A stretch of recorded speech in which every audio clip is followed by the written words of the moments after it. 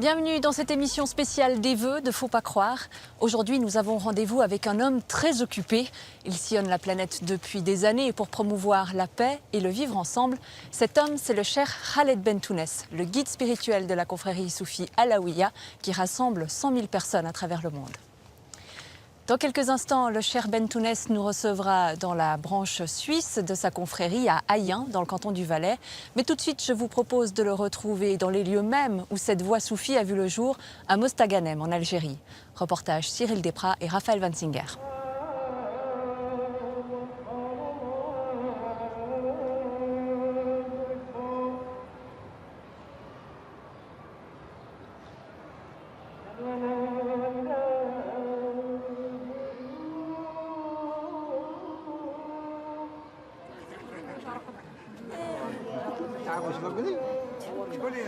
Quand vous êtes un enfant, quand vous sortez de l'école avec un morceau de pain et un morceau de chocolat pour votre goûter, et que vous êtes assis avec d'autres copains d'école, et que vous entendez des coups de feu, et quand vous vous retournez, vous voyez qu'il y a un homme par terre, avec la cervelle qui sort du crâne, et je vous assure que ça, c'est une expérience qui vous marque à jamais. Né en 1949, Khaled Bentounès a, comme tous les enfants de son âge, traversé les horreurs de la guerre d'indépendance. Une expérience fondatrice dans son futur combat pour la paix. Je me souviens d'un sage de chez nous qui nous a réunis et il a sorti de sa poche un billet où il était écrit « La paix, c'est la prospérité ». Et il nous a expliqué cela. Et il nous a dit, mais ceux avec qui aujourd'hui on se bat, il faut que vous sachiez qu'un jour, ils deviendront peut-être vos amis. Pensez à demain, quand vous serez des hommes et que vous avez à travailler, à vivre ensemble, battez-vous pour vos droits, mais ne haïssez pas. Khaled Bentounès est le cheikh de la confrérie soufie Alaouia. À Mostaganem, elle regroupe un demi-millier d'initiés. Sa famille exerce cette fonction de guide spirituel depuis 4 générations. Le soufisme n'est pas une idéologie, n'est pas une connaissance en tant que telle. C'est comme un parfum. Il est tellement subtil que parfois il nous inonde et on est comme dans une ivresse.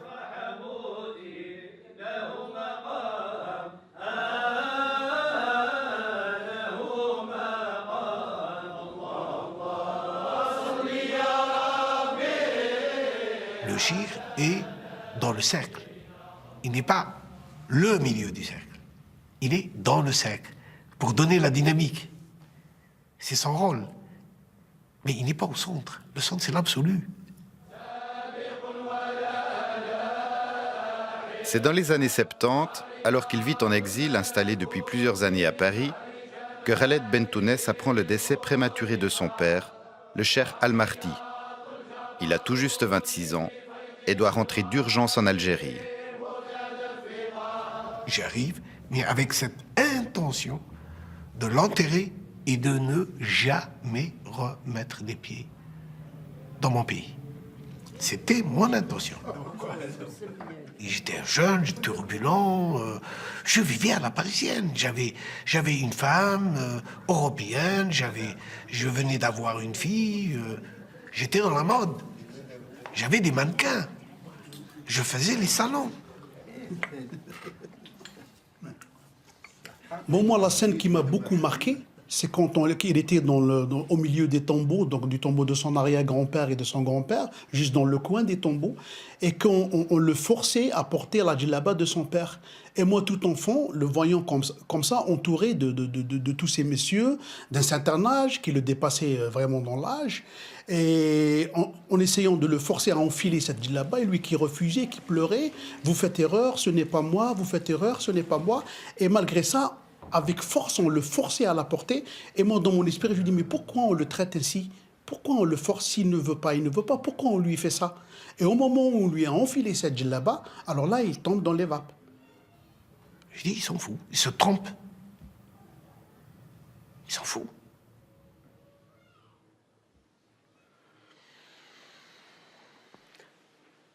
C'était une douleur. C'était physique. C'était comme un feu à l'intérieur de vous-même. Je ne pouvais plus manger. Quand je mangeais, je vomissais. J'étais dans un état de douleur, d'interrogation,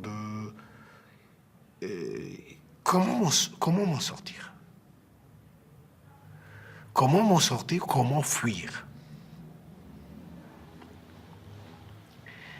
Et puis, petit à petit, les choses se sont apaisées, comme si ce feu qui brûlait avait dû brûler beaucoup de choses en moi. Et la première des choses qu'il a brûlé, c'est peut-être l'illusion que j'avais de moi-même. Et il m'a ramené à une vérité simple. Il faut affronter le présent. Il faut être présent. Il faut vivre le présent et l'affronter, quel qu'il soit.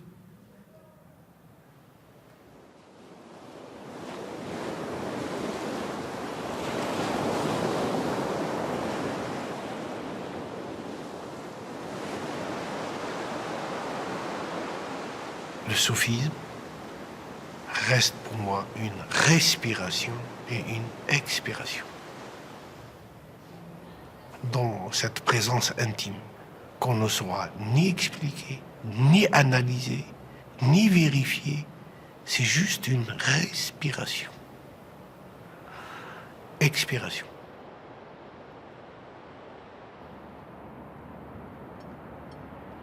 Je crois que c'est une quête permanente.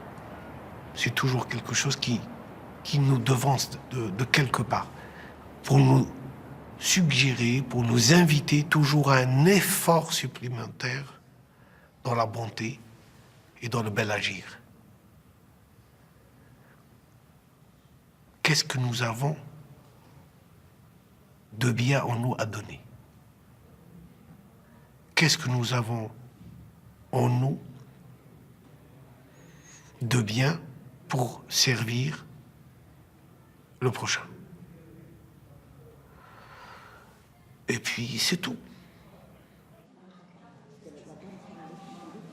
Khaled Bentounès est à la tête de la confrérie de la Tarika Alaouia depuis plus de 40 ans.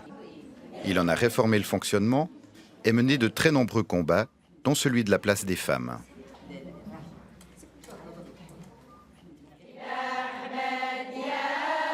Tous les mardis, les femmes soufis de Mostaganem se retrouvent pour une réunion spirituelle. On s'approche du bien, on s'éloigne du mal.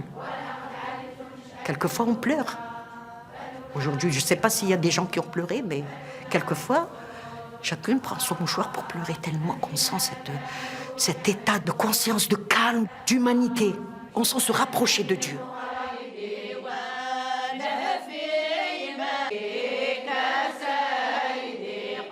Peut-être que le shir sera une femme.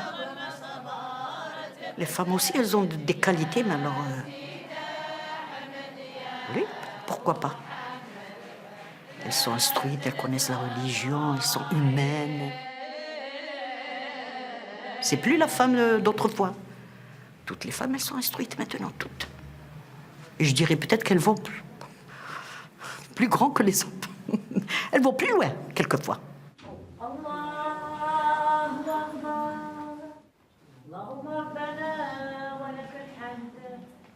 J'ai fait la prière avec elle, tout en laissant la responsabilité de la direction à la prière à la femme. Et le prophète de l'islam l'a fait en son temps. Il a délégué et ordonné une femme imam parmi les hommes. Et les hommes faisaient la prière derrière une femme. C'est aujourd'hui seulement que ces valeurs ont été oubliées. Pour moi, il n'y a aucun problème à ce que la personne qui me succédera dans la tariqa al-alaouia soit une femme. عالمات وذاكرات ها؟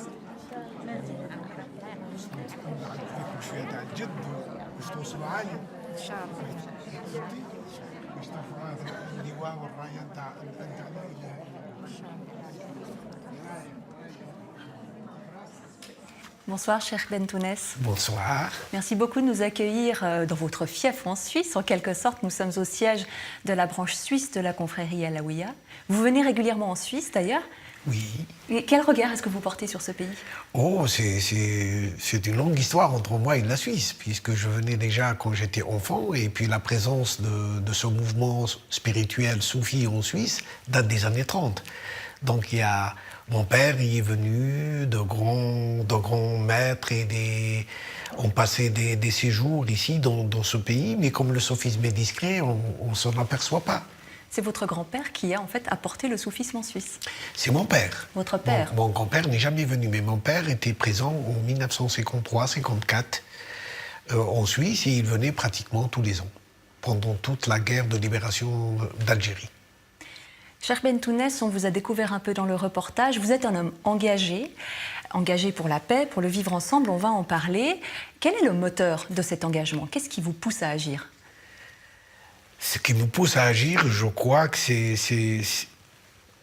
la confiance que ces sages, quand ils ont décidé que je puisse être le représentant de cette sensibilité spirituelle de l'islam, c'est par amour pour eux et pour perpétuer et protéger et transmettre cet enseignement qui est quand même à mes yeux très précieux pour aujourd'hui et pour demain, pour les générations à venir. Est-ce que c'est une exigence de votre foi, de votre religion, que de s'engager pour la paix? Oui, ça en fait partie. Parce que la paix, ce n'est pas que l'absence de conflit ou l'absence de guerre. La paix, c'est d'abord un état d'être qu'il faut vivre et qu'il faut partager. Partager avec ses proches, sa famille, ses enfants, ses voisins, ses citoyens et être aussi engagé dans la paix dans le monde. Parce que la paix, pour nous, est un des attributs divins. Donc, il véhicule en soi cette relation d'apaisement, de contentement et de perception que la paix, c'est ce fil de paix qui lie toutes les créatures entre elles. Votre confrérie est représentée sous forme d'association auprès de l'ONU et vous avez justement un projet assez concret, vous voulez créer une journée internationale du vivre ensemble. Oui, de la paix et du vivre ensemble. C'est notre vœu le plus cher parce que ce n'est pas la création d'une journée qui va changer la situation, mais ça permet une prise de conscience. Et je vois par exemple dans les villes qui ont opté pour se vivre ensemble, je prends l'exemple de Cannes par exemple, depuis 6 ans, comment nous passons cette journée ensemble avec toutes les communautés catholiques, protestantes, juives, musulmanes, bouddhistes et même laïques, donc avec les familles, avec les enfants, un village d'étoiles se construit, donc il y a une convivialité. Convivence qui fortifie les liens et qui a permis aussi de créer des émissions de radio, qui a permis de faire des rencontres d'un lieu à un autre. Donc une fois c'est la mosquée, une autre fois c'est dans la synagogue, une autre fois c'est à la cathédrale, une autre fois c'est dans le temple, d'échanger nos points de vue et de faire en sorte que la société civile puisse se parler. La société civile puissent se connaître les membres qui en font justement. Et ça passe aussi par la connaissance entre les différentes religions. Et vous œuvrez pour le dialogue interreligieux. C'est la réconciliation de la famille même. Qu'est-ce que le soufisme peut apporter au dialogue entre les religions justement? Alors je crois c'est rappeler les êtres humains à cet essentiel qui nous unit. Parce que ce qu'on voit, on voit les différences. C'est comme si vous prenez un collier ou un chapelet. Les perles sont de différentes couleurs, peut-être de différentes formes. Leur brillance n'est pas la même. Il y a du rouge, il y a du bleu, il y a du vert. Mais le fil qui rattache l'ensemble de ce collier ou l'ensemble de ce chapelet, il est le subtil. C'est cette humanité, c'est cette profondeur qu'on retrouve en nous et qui nous lie tous, qui lie tous les êtres humains. qui est la famille humaine, entre croyants et non-croyants, entre les différentes religions. Et je crois que cela incarne ce cercle de l'unicité humaine, parce que l'unicité divine, sur laquelle le soufisme a axé tout son enseignement, nous parle de l'unité aussi humaine. Vous, cette unité, vous la vivez aussi au sein de votre couple. Vous êtes un couple interreligieux. Vous avez épousé une catholique, c'est juste? On ne l'a pas fait on s'est rencontrés. Il se trouve qu'elle était catholique. Elle est catholique, elle vient d'une famille française, normande. Votre femme ne s'est pas convertie? Personne ne lui a demandé de le faire. Et je crois que on n'est pas là pour convaincre ou convertir qui que ce soit. On est là juste pour témoigner de notre passage dans le monde et à laisser une empreinte de notre présence dans le monde par le service qu'on rend, par le bien qu'on apporte à la famille humaine. Les religions telles que vous en parlez sont facteurs de paix, elles sont aussi facteurs de violence. Hélas, on ne le sait que trop bien. Je vous propose de revenir en images sur quelques événements marquants de l'année 2016 et on en reparle juste après. L'attaque de Bruxelles est de grande ampleur, coordonnée et meurtrière. Le premier attentat a eu lieu à l'aéroport. Il est probablement le fait de kamikazes. Un camion lancé à pleine vitesse sur la foule massée promenade des Anglais. Le bilan est très lourd. 84 morts, dont plusieurs enfants et des dizaines de blessés. Bruxelles, Nice, Orlando, Bagdad. La violence islamiste fait des victimes sur tous les continents. L'Europe la découvre. L'Algérie, elle, la connaît bien. Le 21 mai 1996, on apprenait l'assassinat de 7 moines trappistes de Tibérine en Algérie, en pleine guerre entre l'armée régulière et le GIA. À l'occasion des 20 ans de leur disparition, la mairie de Paris leur a dédié un square. La violence des armes, la violence des éléments. Début octobre, l'ouragan Matthew dévaste l'île d'Haïti. Près de 900 morts, des dizaines de milliers de blessés, et des villes entières à reconstruire. Au Portugal, quelques mois plus tôt, c'est le feu qui a fait des ravages. 95 000 hectares de forêt sont partis en fumée. Dans les deux cas, le réchauffement climatique serait en cause. Réunie à Marrakech au mois de novembre, la communauté internationale tente de trouver des solutions. The President-elect of the United States of America, Donald Trump. Pendant ce temps, aux États-Unis, les citoyens ont élu un climato-sceptique à la tête de leur pays.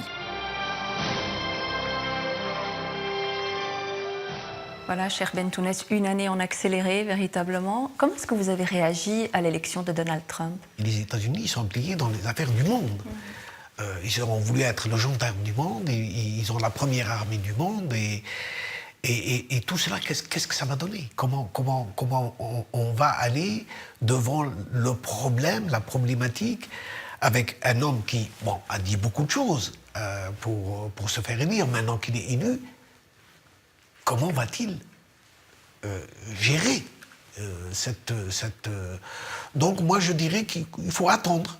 Mais c'est un signe quand même, c'est un signe qui nous invite à une profonde réflexion qu'il y a ceux qui optent pour le repli sur soi.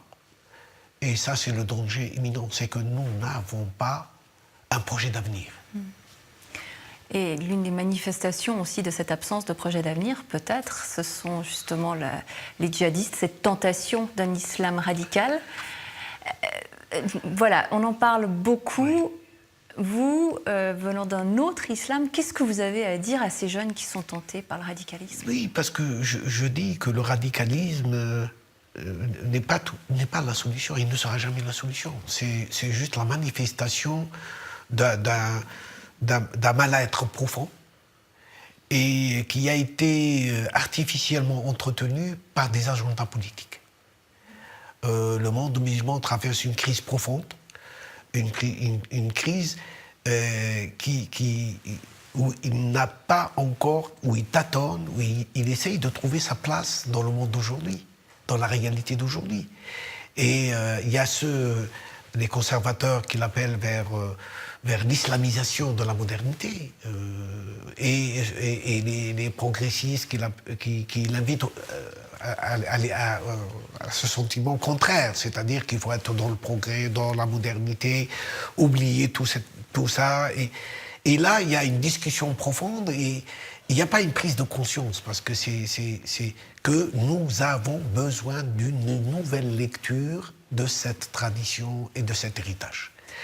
Mais vous appartenez à un mouvement, le soufisme, qui regroupe 350 millions de personnes à travers le monde, alors sur 1,7 milliard de musulmans, certes, mais enfin, c'est une proportion importante des musulmans et on ne vous entend pas. Oui, et je crois que si on ne nous entend pas, il y a deux facteurs qui rentrent en jeu. C'est que l'espace médiatique est occupé que par l'islamisme politique, et djihadiste, etc., l'extrémisme, que ça soit dans ces pays ou que ça soit en Occident. Et la deuxième chose, c'est que les soufis ne se proclament pas eux-mêmes des gens dans leur cheminement et dans leur concept ont la solution, ont la recette. Non, ils n'occupent pas l'espace politique. Qui est monopolisé. Qui est monopolisé par l'islamisme, qui est devenu une idéologie, qui a idéologisé la religion. Pour les soufis, la religion, c'est une quête. C'est quelque chose d'intime. C'est la recherche de cette intimité, la recherche de cette approche apaisante à travers une connaissance qui ne soit pas une connaissance livresque, mais une connaissance par l'expérience. Goûter au divin, goûter à la sagesse divine, goûter à son rapport au divin, qui nous amène forcément à une transformation de notre rapport avec nos semblables et avec la création. Mais ça veut dire qu'il faut aller très profond en soi. Est-ce que cette quête individuelle, elle peut être un remède à l'islam politique dont vous parlez et que vous déplorez? Elle va au-delà. Je crois qu'elle touche tout être humain. Au-delà du monde musulman lui-même, au-delà de l'islamisme, c'est qu'elle répond à un besoin intérieur de l'homme, d'un besoin de sens, de relation. Mais concrètement, est-ce que le remède à ce terrorisme islamiste aujourd'hui peut venir de l'intérieur de l'islam? Oui, si l'islam se réforme. Oui, si l'islam revisite son héritage spirituel et philosophique et humaniste. S'il met en avant cet héritage, alors que cet héritage et ce patrimoine aujourd'hui est menacé. Menacé. Littéralement, quand je dis il est menacé, c'est qu'il y a une destruction systématique d'ouvrages, de manuscrits, de lieux, de repères. On a détruit à 99% des lieux historiques à la Mecque, à Médine, ont disparu. Mais ce n'est pas qu'à Médine. Vous avez la Syrie, vous avez l'Irak, vous avez donc la Libye, vous avez le Sahel. Et cette mémoire qui entretenait cet héritage spirituel de la diversité des points de vue. Vous savez qu'en Algérie, au XIIIe siècle, on enseignait 13 écoles juridiques. Aujourd'hui, il n'y en a que 4. Et certains veulent avoir qu'une, celle du wahhabisme. Donc, ce rétrécissement de la pensée, cette condamnation de l'autre qui ne pense pas comme vous, appauvrit la pensée. Et en appauvrissant la pensée, c'est l'homme, c'est la société qui paye le prix. Parce qu'elle est dans un conditionnement systématique. L'islam devient une prescription, un catalogue de prescriptions. Et non un moyen de trouver la vérité en soi, l'apaisement, et de gérer la société, gérer les liens. Un des messages du prophète Mohammed qui nous a légué, c'est « sème la paix ». Nous sommes le dernier jour de l'année 2016. Qu'est-ce que vous avez envie de souhaiter pour l'année 2017 ? Beaucoup de choses.